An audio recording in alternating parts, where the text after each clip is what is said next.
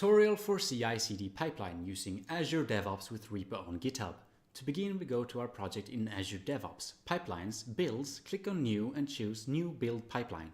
Our code is located on GitHub, so we choose that. Then we select our repo and then configure the type of application, in our case a Node.js built with React. Then we get a review of our pipeline YAML file, which is instructions for the pipeline.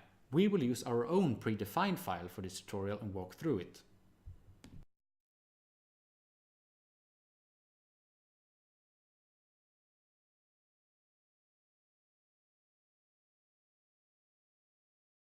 The first part is trigger, branch to trigger on. The second part is pool and VM image, defining type of machine to build on. The third part is the steps for the build. First it defines a secure file, in our case a config file using the project uploaded in library to the left. Then it moves that file into the source code folder. Then Node.js is installed and npm install is called to get the dependencies into the project. Then npm run build is called to compile the source code into a bundle. The last steps are archiving the files and then publishing them to be ready for deployment.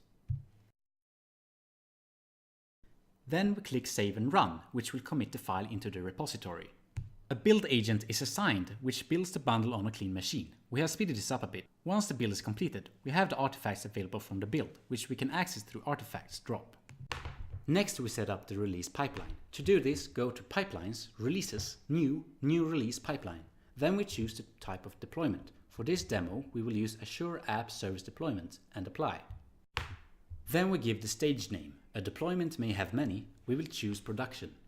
To connect this deployment with a build, we add an artifact. Click Add an artifact. Choose the source, the build pipeline we just created, and add. To make this continuous, click the lightning icon and enable continuous deployment trigger. To finalize the production stage, we need to define which app service it is using by clicking on One Job, One Task.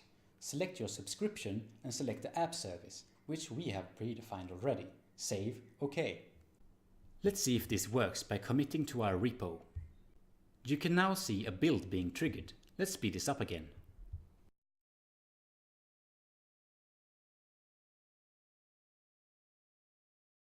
From releases, you see that a new release will be triggered since there is a new build available.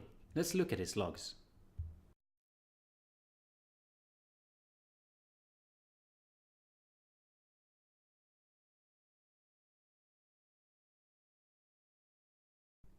Looks good.